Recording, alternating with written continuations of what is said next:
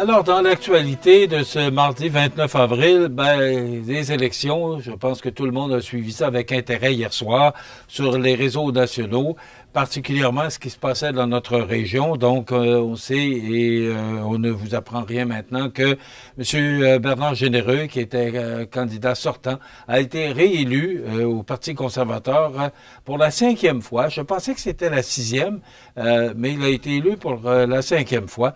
D'ailleurs, je vous informe, là, il ne pouvait être avec nous ce matin. J'ai reçu un communiqué à 4h moins 20 ce matin.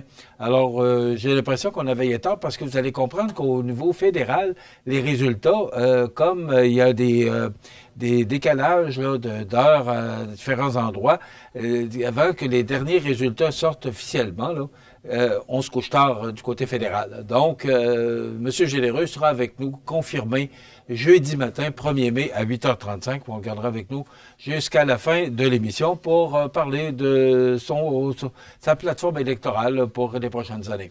Ce qui est un peu décevant, c'est qu'on se retrouve encore ce matin devant un gouvernement minoritaire. Qu'est-ce que ça veut dire, libéral minoritaire?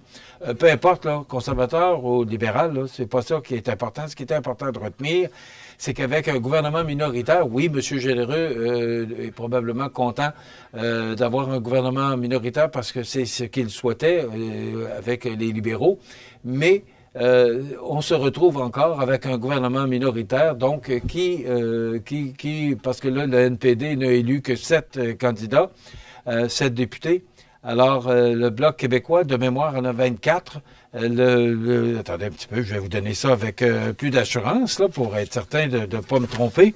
Donc, les libéraux ont 168 élus. Ça, c'est les résultats qu'on a eus d'Élections Canada, là, à 7h26 ce matin. Parce que ça peut changer, il peut y avoir des recomptages, mais pour l'instant, les libéraux, 168 élus, les conservateurs, 144, le Bloc québécois, 23, le NPD, 7, et un autre, c'est le Parti vert, c'est la co-chef du Parti vert qui a été réélu, donc pour 343 élus. Donc, ce que ça veut dire, c'est que probablement qu'avec, même pas, si on additionne les conservateurs avec le Bloc québécois, ça fait 167 élus, alors que les libéraux, à moins que le Parti vert se joigne pour avoir 168 élus de chaque côté et pouvoir renverser le gouvernement, mais on verra pas ça là, dans les prochains mois, je pense pas, mais rarement un gouvernement minoritaire, rarement va faire plus que 2 ans. Alors, ça veut dire que dans 2 ans, on risque encore de retourner en élection, mais on posera la question à M. Généreux jeudi matin. Donc, on va écouter le reportage. Je ne sais pas si vous avez vu le reportage de Gérald Beaulieu, qui est notre reporter journaliste dans la région de Kamouraska. Il était à la Pocatière hier dans le quartier général de M. Généreux, où il s'est rendu là après l'annonce de sa réélection. Voici le reportage que Gérald nous a présenté. Le 28 avril 2025 marque l'aboutissement d'une courte campagne électorale de 36 jours hors de l'habituel. La 45e élection générale fédérale du Canada fut marquée par l'ombrage des décisions venant du sud de la frontière. La guerre tarifaire a été longtemps omniprésente dans toutes les conversations. Les traditionnels enjeux nationaux, régionaux et locaux n'ont pas eu toute la place coutumière. Bon nombre d'analystes politiques s'accordent pour dire que la question déterminante du scrutin était à qui allouer sa confiance dans le contexte actuel. Dans la nouvelle circonscription de Côte-du-Sud, Rivière-du-Loup, Katascomique, Témiscouata, avec l'ajout de la MRC de Témiscouata, la circonscription compte 77 municipalités et couvre désormais plus de 11 000 km², un territoire aussi grand qu'un pays comme le Liban. Cela représente un véritable défi. 7 candidats aspirant au rôle de député étaient inscrits sur le bulletin de vote de la circonscription afin de représenter une population de 116 216 personnes selon le recensement de 2021. CMA-TV Information a choisi d'assister à la soirée électorale de Bernard Généreux qui avait lieu à l'Apocatière au bureau Bar et Grill. Déjà, en après-midi, les partisans commençaient à affluer. Le candidat du Parti conservateur, fort dans la course, cherchait à remporter un 5e mandat.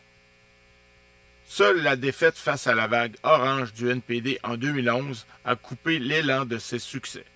Le 27 avril marquait 11 années, soit 4019 jours en exercice dans ses fonctions de député. Un peu après 22 heures, le verdict de la population a été annoncé. Bernard Généreux a été réélu. L'enthousiasme était senti et énergique. Alors que les résultats continuaient à rentrer, Bernard Généreux a livré ses impressions et commentaires dans le feu de l'action. C'était ma 6e élection et c'est la 5e que je gagne grâce à vous, chers électeurs, et merci du fond du cœur. Nous avions un plan de campagne que nous avons respecté à la lettre. C'est-à-dire que nous étions pour voir dans les 35 jours 77 municipalités. Nous avons fait 9000 km en 35 jours et nous avons fait des milliers de portes. Je suis déçu que nous ne gagnions pas au national ce soir parce que, évidemment, le président américain est venu troubler un peu la campagne électorale, pas juste un peu, mais beaucoup. Évidemment, je vais continuer à bien défendre les intérêts de notre région, bien évidemment, de représenter mon comté de la meilleure façon possible et de continuer, bien sûr, à offrir un service extraordinaire avec mon équipe auprès de la population pour aller chercher le maximum pour le comté. C'était Gérald Beaulieu à la Pocatière pour CMA TV Information. Si on parle de M. Généreux, là, il a remporté 28 559 voix. C'est 9 978 voix de plus que son plus proche adversaire, le libéral Rémi Massé, qui a obtenu 18 663 votes. Le Bloc québécois, Diane Sénécal, avec 12 283 voix. Le Nouveau Parti démocratique, Isolte Lheureux-Hubert, avec 1118 voix. Le Parti vert avec Alexis Plourde, 674 voix. Le Parti populaire, le parti de Maxime Bernier. Maxime Bernier qui n'a pas été réélu, donc comme chef du Parti populaire du Canada. Donc, il n'a pas été élu. Jean-François Morin du Parti populaire dans Côte-du-Sud, Rivière-du-Loup, Katascomique-Témiscouata a obtenu 456 votes. Et Moni Thibault du Parti Rhinocéros a récolté 202 voix. C'est 61 959 votes. Donc, c'est 340 bureaux de scrutin sur 347. C'est 97,98 %. C'est 95 745 électeurs qui étaient inscrits, ce qui veut dire que 62 000 personnes ont voté sur une possibilité de 96 000. Je fais des chiffrons, là, ce qui représente près de 65 % de la participation. Donc, la population, c'est 116 200 personnes qui avaient droit de vote pour cette élection. Et si on regarde dans Bellechasse, on pourra en parler parce que demain, on aura Éric Gourde, notre journaliste là, dans Bellechasse, qui collabore avec nous une fois ou 2 semaines. Donc, il sera avec nous demain. C'est sûr qu'on va parler de l'élection de Dominique Vien avec 31 339 votes. C'est 14 000 votes de plus que son plus proche adversaire, M. Glenn O'Farrell du Parti libéral. Gaby Breton du Bloc québécois, toujours dans Bellechasse, les chemins Lévis, qui a remporté 11 775 votes. Marie-Philippe Gagnon-Gauthier du Nouveau Parti démocratique, 1550 votes. Et Mario Fréchette, 773 votes du Parti populaire du Canada. Alors, c'est 290 bureaux de vote sur 291, donc c'est près de 100 % là, avec 63 328 personnes qui ont voté sur une possibilité de 91 736, soit 69 % des gens qui sont allés voter hier dans Bellechasse, les chemins Lévis. Maintenant, bon, il nous reste quelques minutes. Alors, c'est sûr, le monsieur Généreux qui disait qu'il était déçu de ne pas prendre le pouvoir, je vous en ai parlé avant le reportage, qu'on aura un parti libéral minoritaire. Donc, encore une fois, on se retrouve devant un gouvernement minoritaire, ce qui veut dire que d'ici 2 ans, on pourrait retourner voter pour l'élection d'un nouveau gouvernement. Mais espérons que ça puisse tenir plus longtemps et qu'on puisse maintenant, là, parce qu'il y a eu beaucoup de va-et-vient et beaucoup de changements depuis quelque temps là, à la Chambre des communes, en leur espérant là, que les députés puissent s'asseoir et puis qu'on se mette au travail.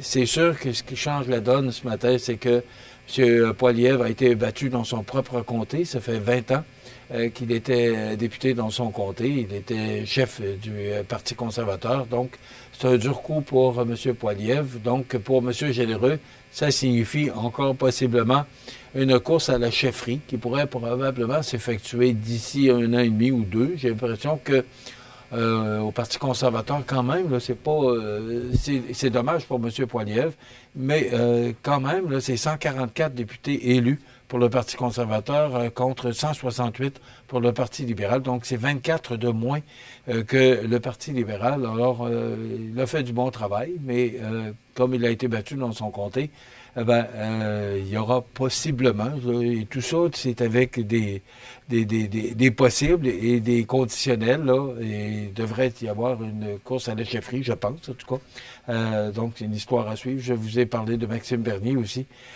qui n'a pas été élu. Donc, qu'est-ce qui va arriver avec Maxime Bernier? Du Parti populaire du Canada, il est chef du Parti populaire du Canada, c'est à suivre. Et je voyais ce matin là, M. Singh qui aurait démissionné là, comme chef du parti, du nouveau Parti démocratique. Ça aussi, une autre course à la chefferie, possiblement, là, au cours des prochaines semaines, voire des prochains mois. Donc, ça résume un peu là, ce qui s'est passé aux élections ce 28 avril. Demain, je vous l'ai mentionné, là, on recevra Éric Gourde. Il sera notamment question là, de cette campagne électorale dans Bellechasse, les Aides-Chemins et Lévis, avec la réélection de Mme Dominique Vien. Et on recevra Cynthia Lamontagne pour la chronique culturelle. Donc, c'est le menu qu'on vous propose pour demain, mercredi, pour cette dernière journée du mois d'avril. Donc, ça complète notre émission de ce 29 avril. Je vous souhaite une excellente journée. À demain.